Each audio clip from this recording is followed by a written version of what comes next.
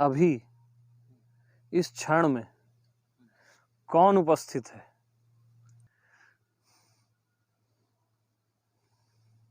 मैं ही तो उपस्थित हूं ना। और किसकी उपस्थिति है?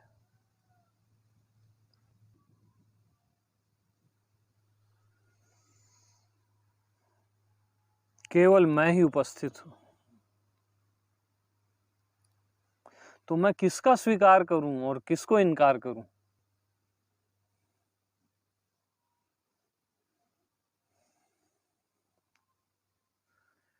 यार मैं ही उपस्थित हूं ना। कहां शरीर भाव लग रहा है क्या? कहीं शरीर उपस्थित है, मन उपस्थित है, ये संसार उपस्थित है? अरे केवल मैं ही उपस्थित हूं। तो मैं किसको प्रणाम करूं?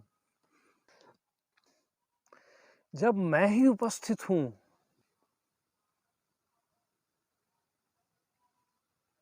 तो अब मैं किसकी बात करूं? किसका सत्संग करूं? अरे भाई देखो,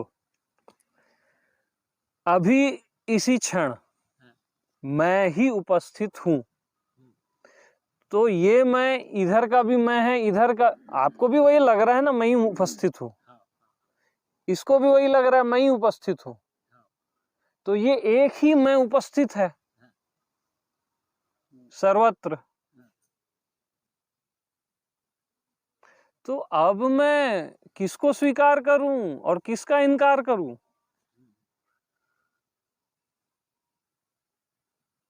यार अब मैं बात किसकी करूं बताओ ना।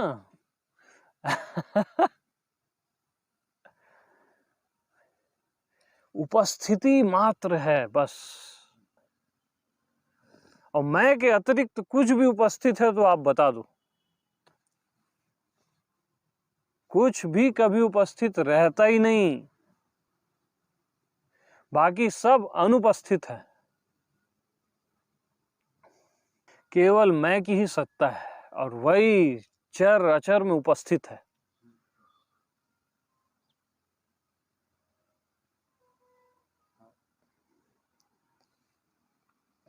तो अब मैं किसका स्मरण करूं और किसका विस्मरण करूं? बोलो साहब।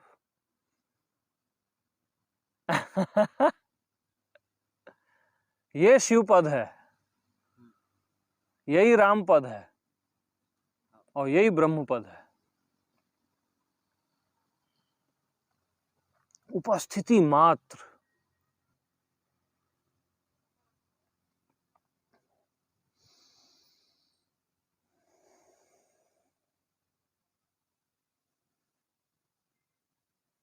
अभी इसी क्षण न देह उपस्थित है, न मन उपस्थित है, न ये संसार उपस्थित है, न ये पांचों तत्व उपस्थित है। केवल और केवल मैं ही उपस्थित हूं। क्योंकि आपको अनुभव केवल अपनी उपस्थिति का होगा और किसी का अनुभव होगा ही नहीं। क्या देह का अनुभव हो रहा है? वो तो निर्भार लग रही है। मन का अनुभव हो रहा है ही नहीं, अमन है। क्या ये पांचों तत्व जो दिख रहे हैं उसका अनुभव हो रहा है? नहीं, केवल आप ही की उपस्थिति प्रकट है यहां। क्या भीतर और बाहर का अनुभव हो रहा है? वो तो मैं बोला तब आपको भीतर बाहर ख्याल आया। केवल उपस्थिति है, केवल मैं ही उपस्थित हूं सदा से।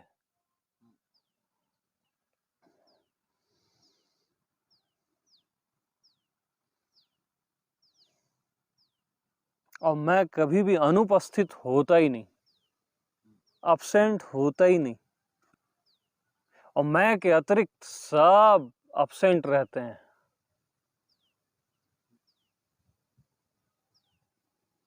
केवल मैं ही उपस्थित हूं सारे चर और अचर में।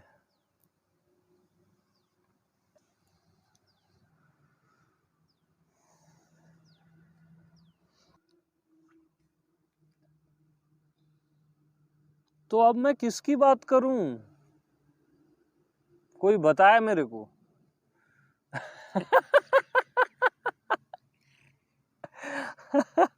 मैं किसका स्मरण करूं?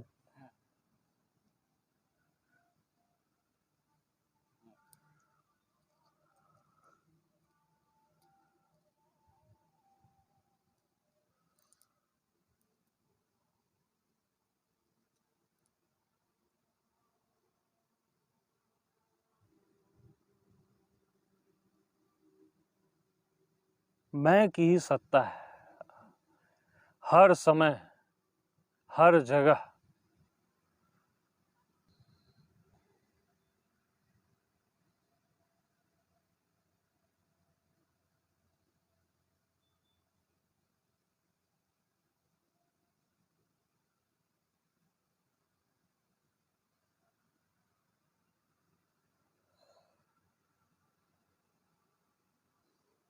तो अभी इसी क्षण केवल मैं की ही उपस्थिति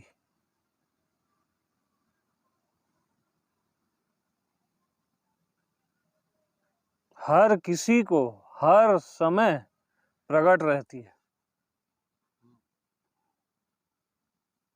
उसका ध्यान नहीं रहता यहां बस। तो जब मैं ही उपस्थित हूं तो मैं अब किसका ध्यान करूं? अगर आपको कुछ और उपस्थित लग रहा है तब तो आप ध्यान करोगे ना।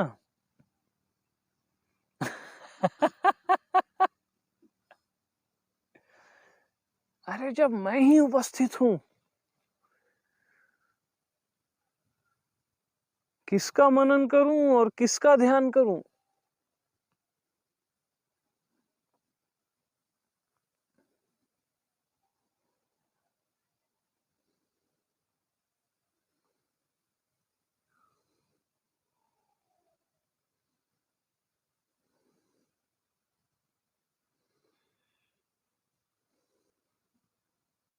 अरे मैंने ही द्वापर में राम होके रावण को मारा है, वो मैं ही था। और मैंने ही त्रेता में कंस को मारा है।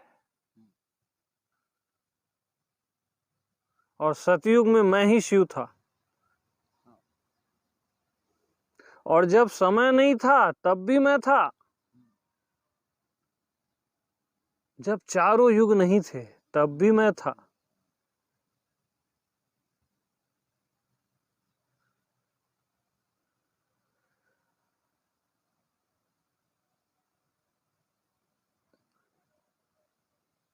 क्योंकि मैं की ही उपस्थिति है ना।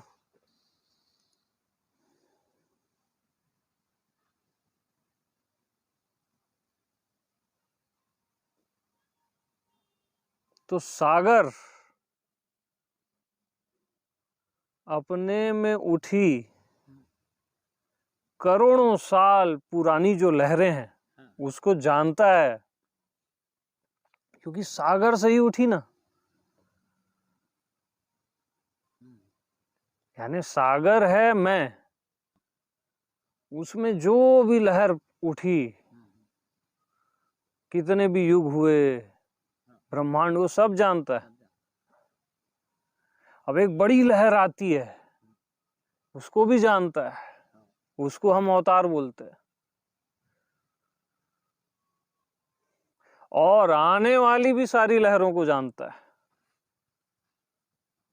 उससे भविष्य छिपा नहीं रहता। और समय से परे को भी जानता है, क्योंकि केवल जो उपस्थिति है वो सागर की रहती है।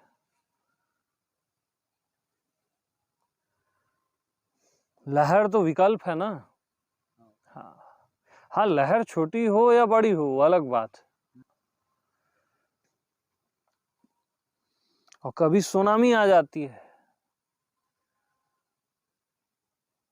मतलब सागर ने छीका। ज्यादा अधर्म हो गया है तो अवतार लेता है, साफ कर देता है। उसको सुनामी बोलते हैं अपन। लेकिन मैं सब जानता है, उपस्थित केवल मैं रहता है, केवल मैं की ही उपस्थिति है बस। अभी देखो ना, सब अब्सेंट है अभी। कोई देवी देवता है, सब अब्सेंट है ना अभी, केवल मैं ही उपस्थित हूं ना। हर देवी देवता में उपस्थित हूं, ब्रह्मा विष्णु महेश में उपस्थित हूं, हर एक चींटी में, कंकड़ में, पत्थर में उपस्थित हूं, एक समान।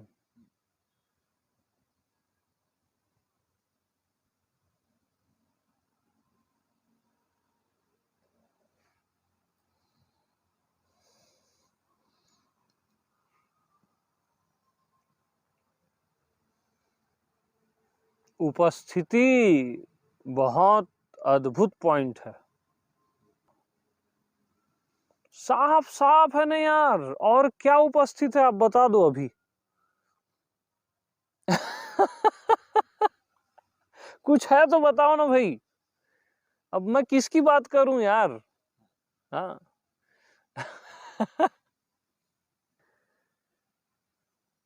आपको हर समय केवल अपनी ही उपस्थिति प्रतीत होती है, उसी को आप शरीर बोल देते हो, मन बोल देते हो, दुनिया भर का ये है वो है, क्या क्या नहीं बोलते उसको। तो अभी अपनी उपस्थिति में हो, वहीं रहो ना, जहां सदा से हो वहीं रहो ना भैया।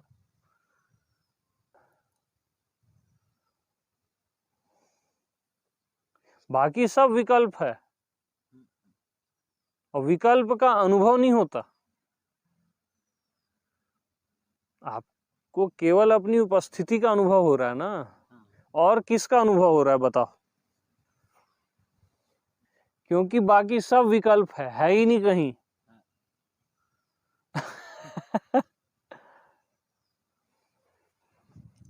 भाई सागर में सारी लहरें विकल्प है ना।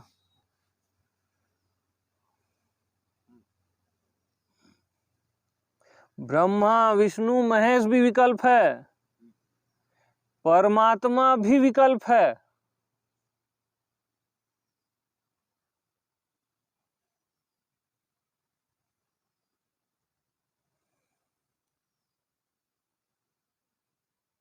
केवल मैं ही उपस्थित हूं,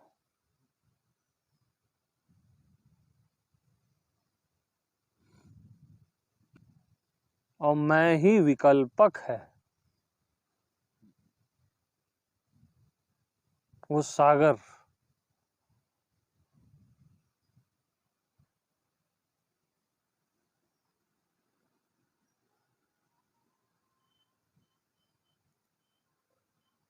तो अभी और यहीं जो उपस्थित है,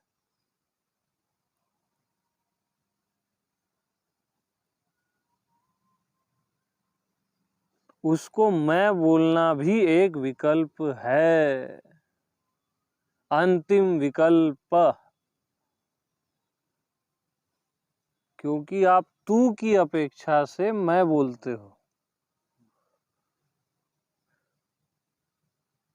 जब कोई दूसरा है ही नहीं, तो अब जो है उसको मैं कैसे बोलूं।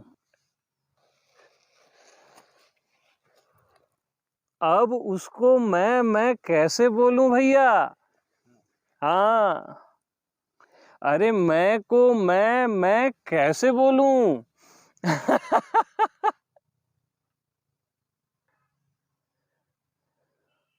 अरे जब कोई अन्य है ही नहीं,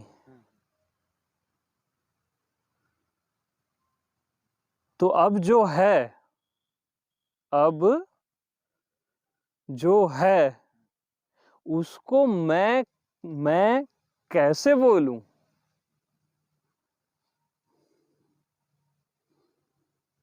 ये अंतिम विकल्प।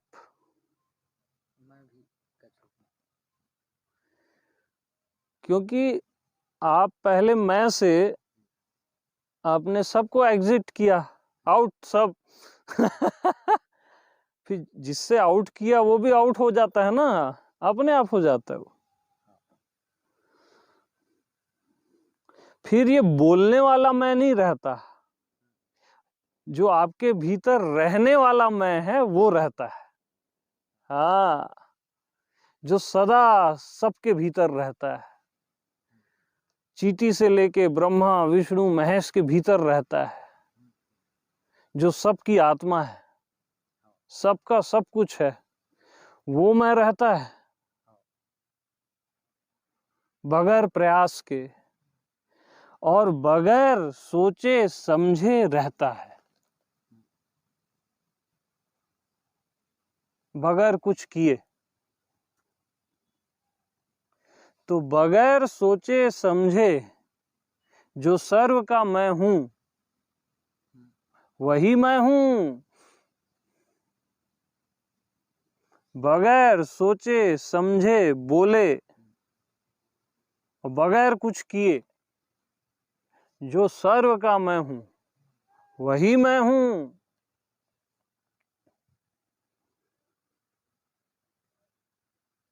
और केवल मैं की ही उपस्थिति है।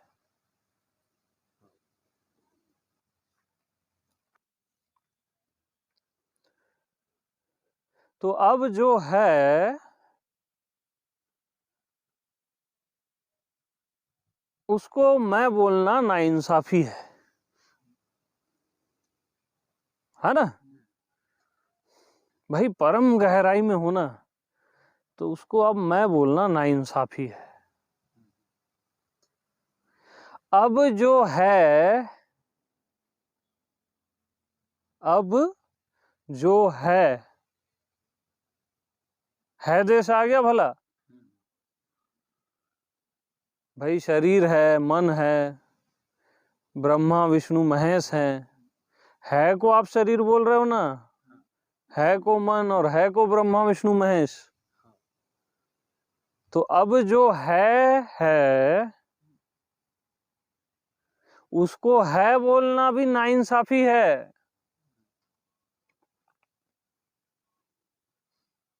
जो किसी है में नहीं आता है वही है। हाँ जी। जो किसी है में नहीं आता है ये वही है।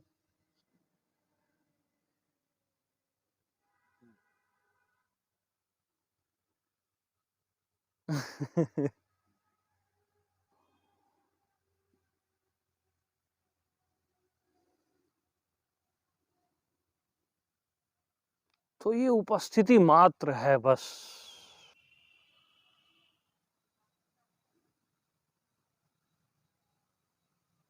केवल उपस्थिति।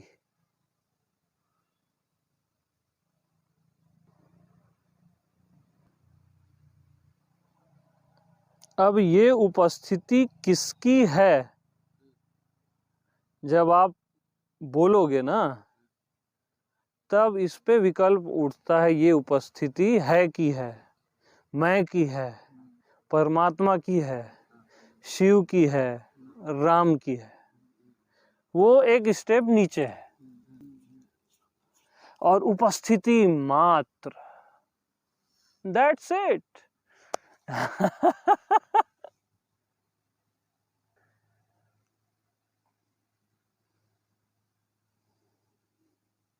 प्रत्यक्ष है ना यार। आंख बंद करो खोलो उससे कोई मतलब ही नहीं है। यहाँ तो प्रत्यक्ष है, उपस्थित है ना। अभी किसी को कोई डाउट हो तो बता दो मेरे को। अरे जहां आप डाउट कर ही नहीं सकते वही तो सत्य है, वही तो परमात्मा है। जहां कोई भी डाउट नहीं कर सकता।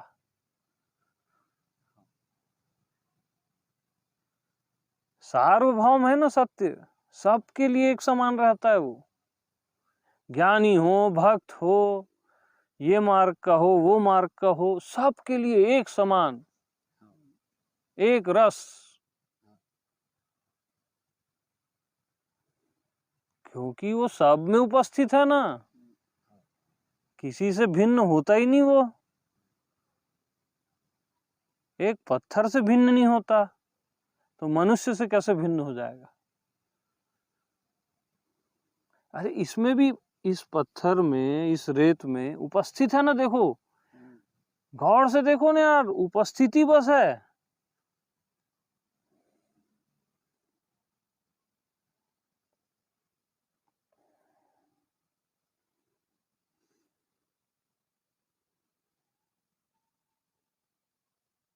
उपस्थित है ना इस वृक्ष में, सब जगह उपस्थित है वो।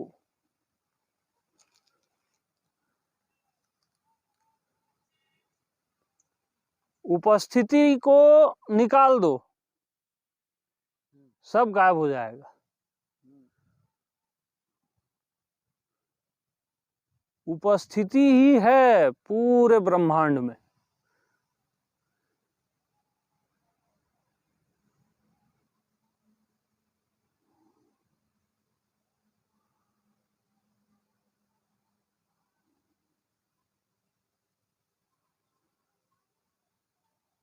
तो अब मैं किसका स्वीकार करूं और किसका इनकार करूं? अरे जब तक जीवन में दूसरा है, तब तक आप में टोटल एक्सेप्टेबिलिटी आ ही नहीं सकती, संपूर्ण स्वीकार आ ही नहीं सकता, जब तक अदरनेस है। और अदरनेस है ही नहीं, दूसरा कोई है ही नहीं, केवल आप ही उपस्थित हो, तो ऑटोमेटिक सब स्वीकार हो जाता है, करना भी नहीं पड़ता।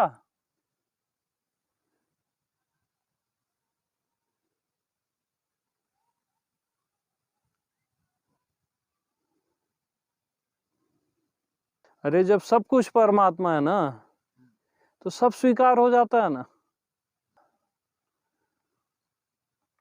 करना नहीं पड़ता, वहां सहज हो जाता है।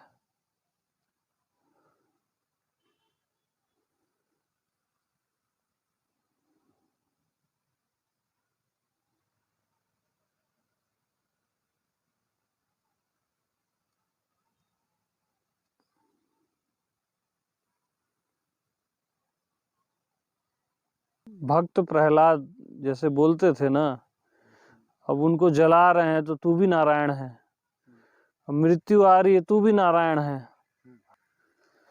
तो वो जानते हैं ना इस पॉइंट को, उनको मालूम है कि स्वयं के अतिरिक्त किसी की उपस्थिति है ही नहीं, नारायण के अतिरिक्त किसी की उपस्थिति है ही नहीं।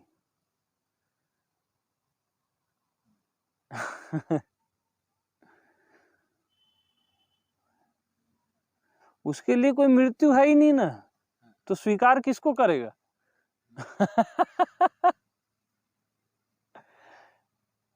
दूसरा कुछ है ही नहीं उसके लिए।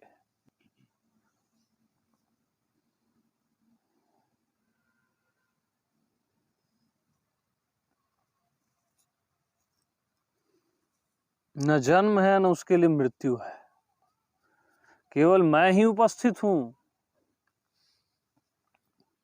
तो मैं किसका ग्रहण करूं और किसका त्याग करूं?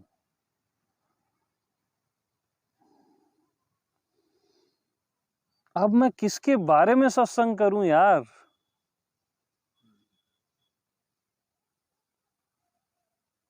किसका सत्संग करूं मैं?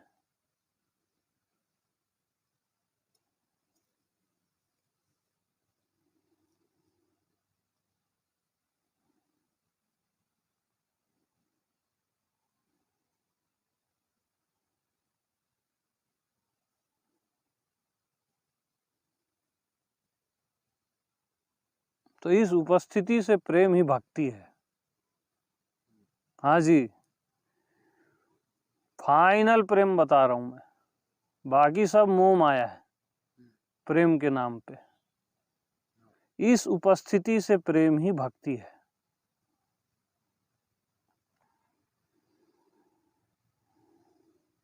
अरे प्रेमी अंधा हो जाता है यार। हाँ, उसको परमात्मा के सिवा कुछ दिखता ही नहीं है। हाँ जी,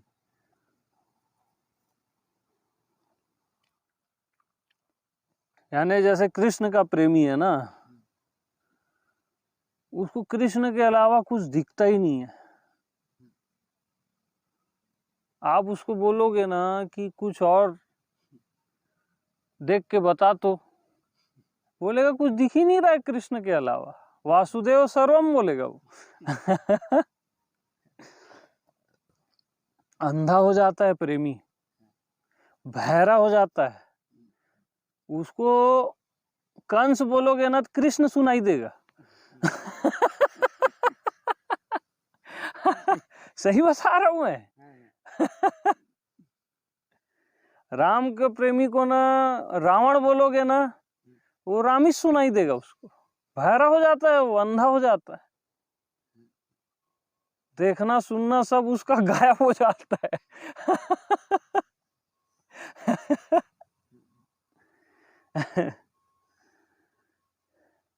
वैसे ही आत्मा के प्रेमी को आप राम कृष्ण बोलोगे ना तो मैं सुनाई देता है। हाँ जी, और कोई उपस्थिति का प्रेमी है, है से भी जो गहरा है से भी जो गहरा है, उसको ना कुछ सुनाई देता है ना कुछ दिखाई देता है। पता नहीं उसको क्या होता है, वही जाने।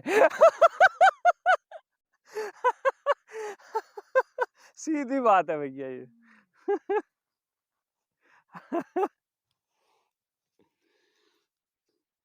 वो मस्त रहता है जी। हाँ।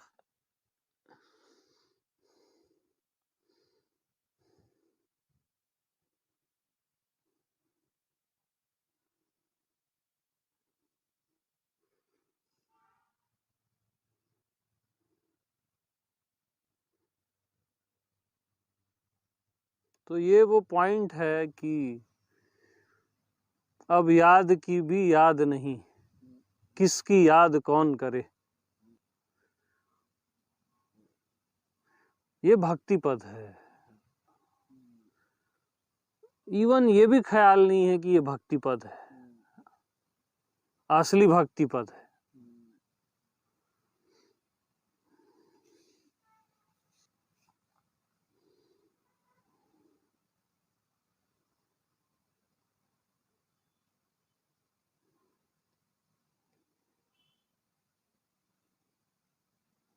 और यही अखंड ज्ञान है।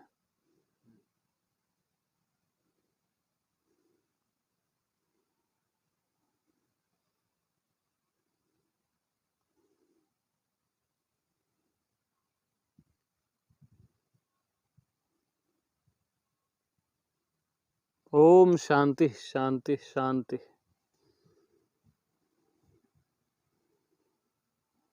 फाइनल स्टेज में सब शांत हो जाता है बस।